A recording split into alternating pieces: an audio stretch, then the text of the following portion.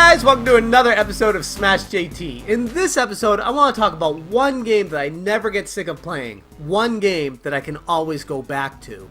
And I posed the question on SmashJT.com, which actually already has over 100 people signed up to be Smashers. So if you haven't already, definitely check out the website. Had a ton of awesome responses and a lot of people that wanted to get in on this video. So without wasting any more of your time, let's get to some of these responses.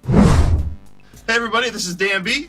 And this is Dick Boots, and we are the Game Beaters. We're coming at you live from Smash JT's game room. And we are here to tell you about a game that we never get tired of playing. For me, that game would be River Raid for the Atari 2600. That game takes me back to 4th grade, where it was just me and my Atari. Just play that game. I can still, today, I could pick that game up and play it anytime, anywhere, and I just love that game. And for me, that game would be the original Super Mario Brothers. The reason being, it's just like when you are growing up and that's the only game you have. It's a great game to just keep playing and speed run. You could just put it in anytime, anywhere, and enjoy it. So that, hey. Whoa, wait, whoa! What just, well, I don't know what just happened, but I'm liking it. Woo! Ikaruga for the Nintendo GameCube is a game I will never get tired of playing. Although I will die and die and die again anytime I do play it, it will always have me coming back for one more try. Anytime my GameCube is hooked up, no matter what I hook it up for, this game will always find its way back into my disc tray. Although top-down bullet hell games are not my area of expertise, I always found myself drawn to this one. The mechanics of the game are incredibly simple. Using light or dark energy, you must counterpoint what your enemy is using to be most effective. In a way, this is the only real mechanic in Ikaruga. However, lacking in mechanics though it may be, the game makes up for it with excellent stage design, and difficulty that will turn your knuckles white.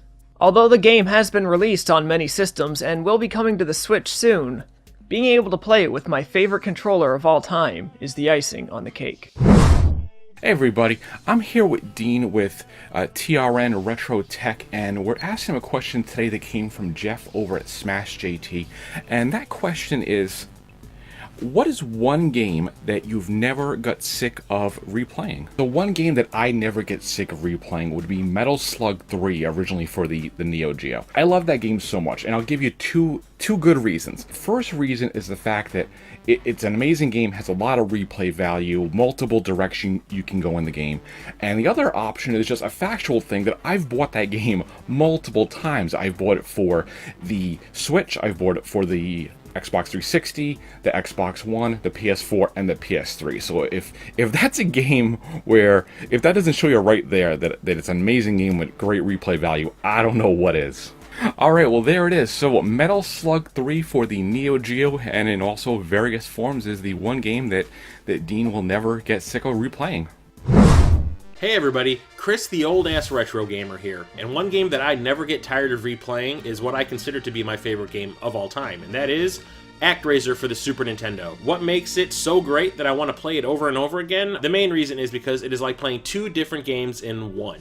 Half of the game is a side-scrolling action platformer, sort of like Castlevania, but with a sword instead of a whip. The second half is where you play as an angel who is terraforming the land that has been tainted by the villain of the game to make it habitable for civilization. Both parts are extremely well done, the graphics are phenomenal, colorful, the controls of the game are very intuitive, but the main thing that keeps me coming back to this game on top of all the other things I've already mentioned is the music. Yuzo Koshiro composed the score for this game, and it is fantastic. It is this crazy orchestral music that to this day still surprises me that it comes out of a cartridge. So when you combine all those aspects together, it makes for one hell of an awesome game that I cannot stop replaying. What's up guys, I run a small YouTube channel called Retro Adventure where we relive retro and breathe new life into old tech every week. Now when Smash asked me to pick one game that I never grow tired of playing, I honestly struggle a little bit. I mean, the list is a mile long, but I guess if I had to pick one amidst the Pokemons and the Final Fantasies, it would be Roller Coaster Tycoon, and here's why. When I was a kid, I played all sorts of games on a variety of different systems, but I enjoy building things, so this game was right up my alley, and while there are plenty of genres that I enjoy, I had to pick this title because every time I play it, it's a different experience. It's easy enough to get into, but complex enough to maintain my attention for hours or even days at a time. And I think that's what makes a truly timeless title. It's fun, nostalgic, and has enough content to keep me coming back again and again. Now this is a classic game, and if you haven't played it, I don't know what you're doing with your life. But in all seriousness, I want to thank Smash so much for having us. It's been a lot of fun. Be sure to smash that like button, and hopefully we'll see you on the channel for our next adventure. What's up everybody, I am Mega RetroMan, and I'm doing a video for Smash JT on what is the one game I don't get sick of playing. And that game is Ninja Warriors for the Super Nintendo. Each character is a different experience when playing. You have Ninja, very strong but very slow. You have Kamitachi, very fast but kind of weak. And then you have Kunoichi, who is more of the balance between the two. The other reason I enjoy playing this game is the soundtrack is phenomenal. You will never hear the same song twice. Each song, from the levels to the boss fights, all different. The soundtrack is wonderful, and I recommend anybody to play this game if they haven't. Hello, this is Simon from Retro Gaming Junction. So what is the one game that I come back to every once in a while? So I'm a big fan of the Super Nintendo, so I could have gone with something like Zelda, Metroid, or Mega Man. But like my channel, I like to do things differently. So I decided to go with System Shock 2. You might have heard of a little game called BioShock that came out a couple of years ago.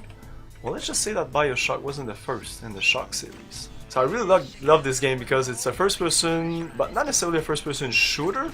Is that it has stealth aspect, it has RPG, it has a great map, and all sorts of stuff that I really like. It really is a great cyberpunk game. So I hope you check it out, or check out my channel.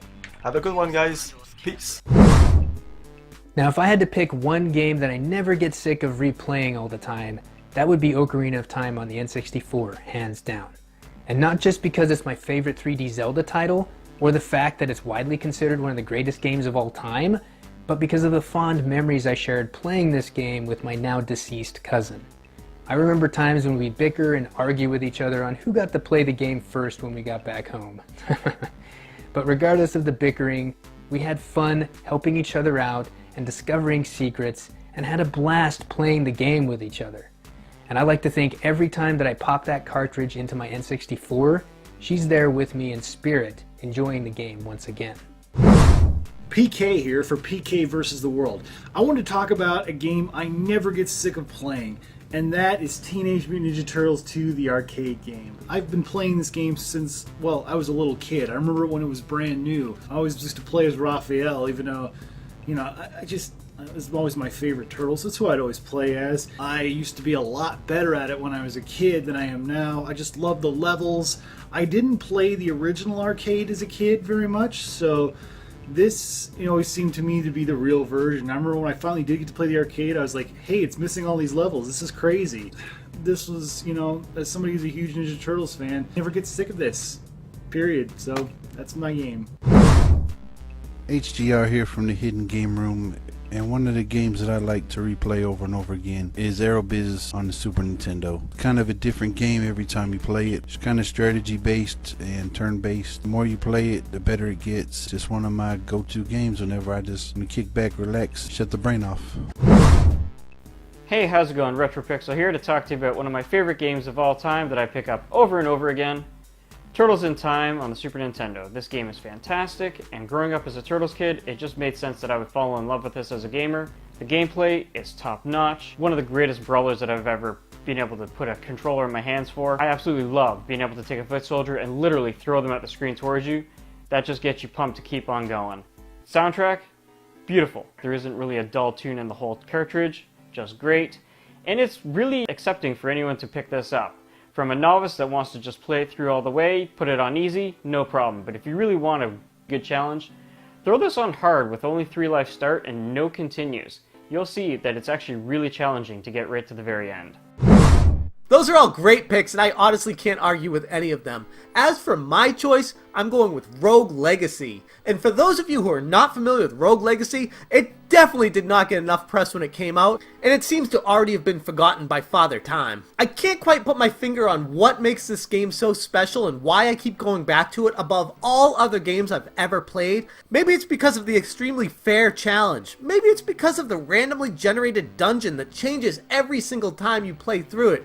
Maybe it's because of the end bosses are so fun to play against, or the experience points, or the roguelike elements, the gold you collect, and upgrading your character to make the challenging task of actually beating the game a little bit more feasible. There are so many different things that go into making Rogue Legacy a game that I keep finding myself go back to, that it's something that if you have never played Rogue Legacy, you owe it to yourself to check it out. Anyways, I want to say thank you again to every single person that participated in this. If you're not familiar with them, I put all their channel links down in the description below. Thank you guys so much for watching, but before we go, I want you to leave a comment below on one game that you can't stop playing yourself. There are so many incredible games out there, and I always love to see what you guys are playing. Thank you guys so much for watching. Have a good one. Pancake.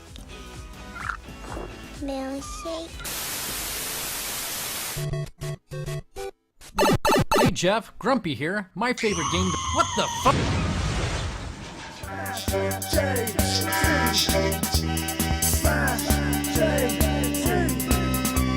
Smash